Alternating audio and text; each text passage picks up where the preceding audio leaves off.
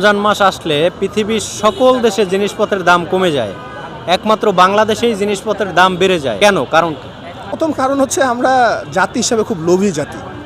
আমাদের কাছে এই জিনিসটা খুব ভালো করে মনে হয় যে রমজান মাস উপলক্ষে প্রত্যেকটা মানুষ চায় যে তার সর্বোচ্চটা দিয়ে তার সৃষ্টিকর্তার প্রতি ইবাদতকে নিবেদন করার। তো সেক্ষেত্রে তখন তার একটা মানুষের কাছে যতটুকু সর্বোচ্চ থাকে সে সর্বোচ্চ দিয়ে তার জিনিসপাতি তার আয়োজন করতে চায়।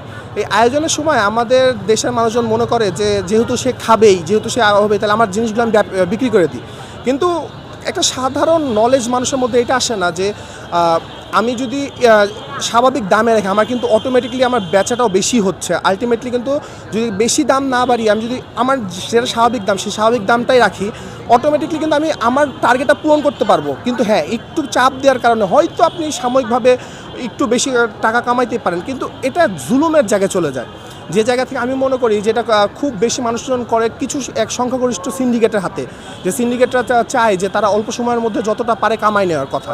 কিন্তু এই কামানোর ক্ষেত্রে হয় কি জানেন, একটা সাধারণ মানুষের যে নাভিশ্বাসটা উঠে, তো এই নাভিশ্বাসটারই আমরা গত 17 বছরের দেখছি, পরিণাম দেখছি। হ্যাঁ, এখন আপনি বলতেই পারেন তাহলে এইবার যে নতুন হলো তার এমন কী হলো, বা আমরা আশা রাখতে পারি, কারণ আমরা এখন অনেক কিছু চেঞ্জ দেখছি, আমরা অনেক জায়গা থেকে রিপোর্টও পাচ্ছি। আমি আজকে সোশ্যাল মিডিয়াতে দেখলাম যে এরকম উদ্যোগ যে হচ্ছে 1000 কত টাকার মধ্যে জানি আমিষ দেওয়া হচ্ছে, তেল দেওয়া হচ্ছে, মাংস দেওয়া হয়েছে। সো এই জিনিসগুলো মানে নজর কাটছে।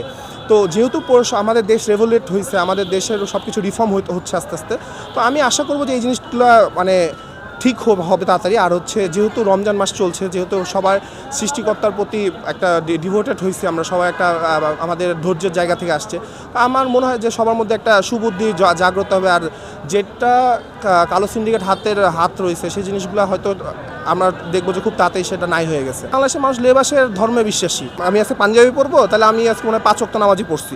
আমি আজকে হয়তো টুপি পরলাম, আমার মনে হয় আজকে সুন্নত নামাজও মনে হয় আমি মিস দেই নাই। তো এটা এই ধরনের মুসলিম মানুষ হচ্ছে আমরা। কিন্তু যে মুসলমান অর্থ বা ধর্মীয় অর্থ যেটা আমাদেরকে শিক্ষা দেয় যে কারো অধিকার হনন না করা, যে জিনিসটা প্রকৃতপক্ষে যেটা আপনি বলতেছেন মধ্যপ্রাচ্যের বা যে ওই দেশের মানুষদের মধ্যে এইটা কম্পিটিশন শুরু হয় কে কত কমাইতে পারে, কারণ কি তারা এই প্রকৃতপক্ষে ধর্মের যে আসল অর্থ তারা এটা বুঝতে পারে যে আসলে ধর্ম জিনিসটা কী। আমাদের দেশে ধর্ম যেমন লেবাসের ধর্ম, খালি যে আপনি আজকে পাঞ্জাবি পরবেন, আপনাকে তো ট্যাগও এটা পর্যন্ত ট্যাগ দিয়ে দেবে আপনি জামাতের লোক, এটাই তো হয়। কিন্তু আসলে প্রকৃতপক্ষে আমরা ধর্ম কতটুকু উপলব্ধি করি, যে আমাদের ধর্ম কিন্তু এটাই বলে যে শান্তি প্রিয় হও। আমাদের ধর্ম এটা বলে যে অন্যের হক মাইরো না। কিন্তু আমরা এটা বুঝি যে আমাদের অন্যের হক মাইরাকে নিজেরটা ভরো, তাইলে আমরা খুব ভালো মানুষ, আমরা তাহলে খুব মানে আমাদের ধর্মীয় আমরা 5 ওয়াক্ত নামাজও পড়বো, নামাজটা পড়ে উঠে আমরা বলবো যে চলো আজকে 20 টাকা জিনিস 200 টাকা বিক্রি করবো। তো আমার কাছে মনে হয় ধর্ম প্রকৃত অর্থে কী বলা হয়েছে, যেটা আমার ধর্মের প্রথমে বলা হয়েছে ইকরা, আপনি পড়ুন। তো আমাদের জানি আসলে পড়া হয়, আমরা জানি আসলে পড়ে জিনিসটা বুঝি যে আসলে ধর্মটা কী। আরেকটা বিষয় হচ্ছে আমরা জানি সব, আমরা বুঝিও যে আমরা কী করবো, আমাদের কী করা উচিত, কিন্তু আমরা করবো না কিসের জন্য, কারণ আমার সুখ তো এখানেই লাগবে।